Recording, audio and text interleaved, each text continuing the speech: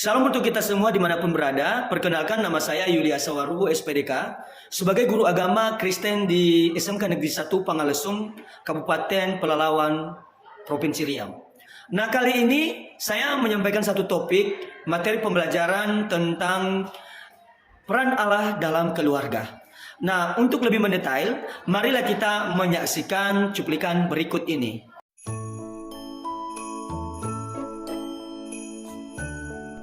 Shalom anak-anak.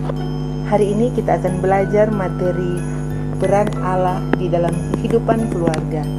Dan yang menjadi bahan Alkitab terambil dalam Kejadian pasal 2 ayat 24, 1 Korintus pasal 11 ayat 3, dan Yohanes pasal 2 ayat 1 sampai 11. Anak-anak, di dalam Kejadian pasal 2 ayat 24 terdapat 3 landasan dalam membangun keluarga Kristen. Yang pertama, meninggalkan ayah dan ibunya yang menyangkut tanggung jawab.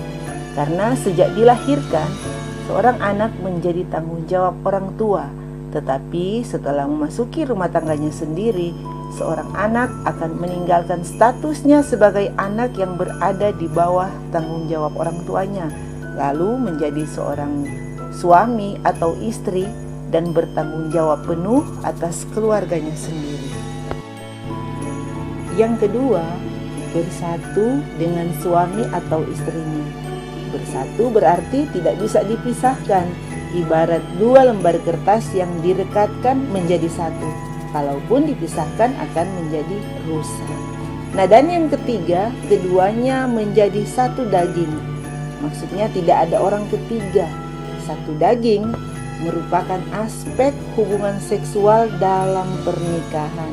Seks adalah anugerah Allah yang kudus yang ditempatkan oleh Tuhan hanya dalam rangka pernikahan resmi.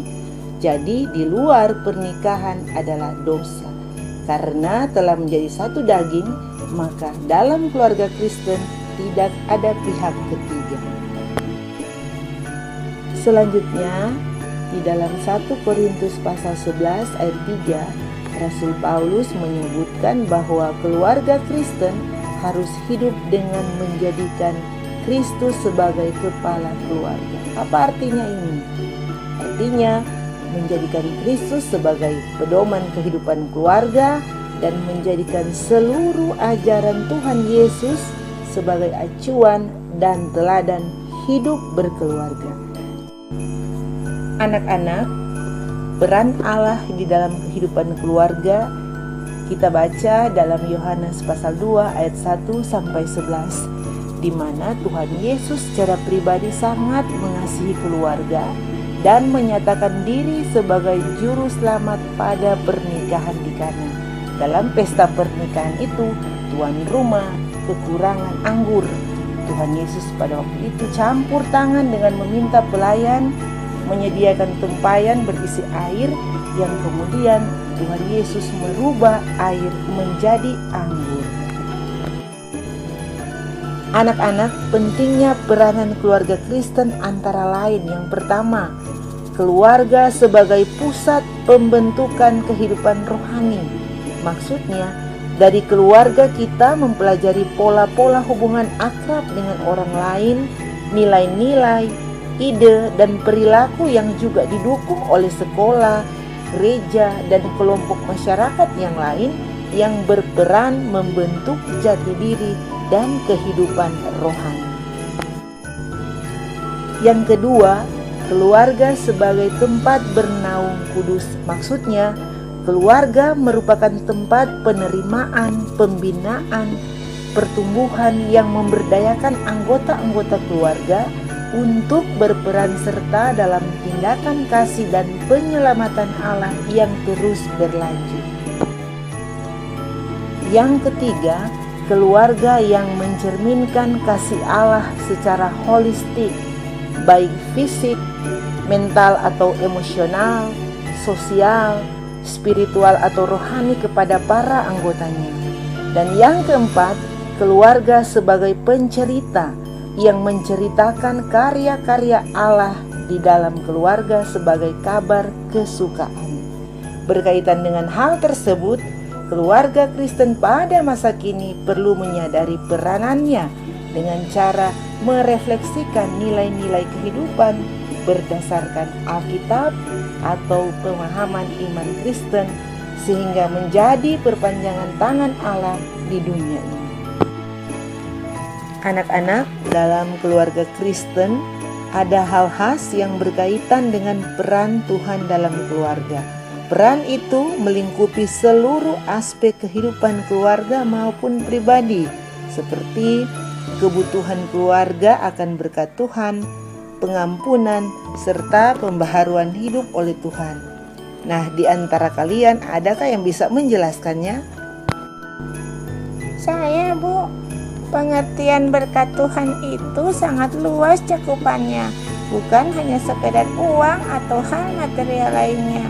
Berkat Tuhan juga meliputi kesehatan, sukacita, damai sejahtera, kemenangan, umur panjang, kebahagiaan, dan masih banyak lagi. Benar sekali. Berkat Tuhan adalah bentuk penyertaan Tuhan seperti yang dijanjikan dalam Alkitab kepada orang-orang yang berkenan kepadanya.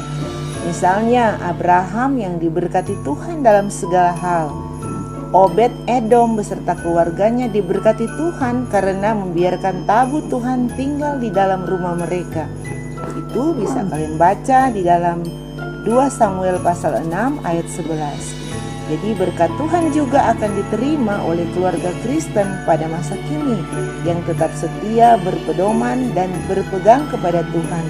Seperti ucapan berkat yang ditulis di dalam Bilangan pasal 6 ayat 24 sampai 26.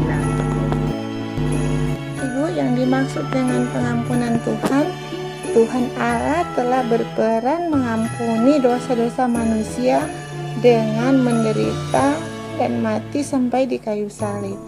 Kematiannya merupakan tanda kasih yang sangat besar kepada umat manusia sebagai Tuhan yang Maha Pengampun. Dan pembaharuan hidup oleh Tuhan yang dimaksudkan di sini adalah hidup baru. Kita harus meninggalkan kehidupan yang lama yang penuh dengan dosa dan hidup baru di dalam Kristus, melakukan semua kehendak Kristus. Ya, itulah peran Tuhan dalam mengampuni dosa-dosa kita.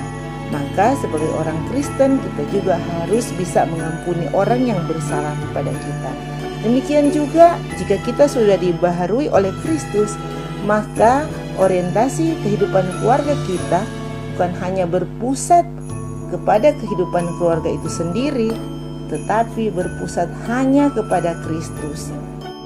Anak-anak, demikianlah pembahasan materi dan pertemuan kita di hari ini. Sampai berjumpa pada pertemuan selanjutnya. Tuhan Yesus memberkati kita semua. Shalom. Demikianlah cuplikan video tentang peran Allah dalam keluarga. Kiranya menjadi berkat untuk kita semua. Tuhan Yesus memberkati. Shalom.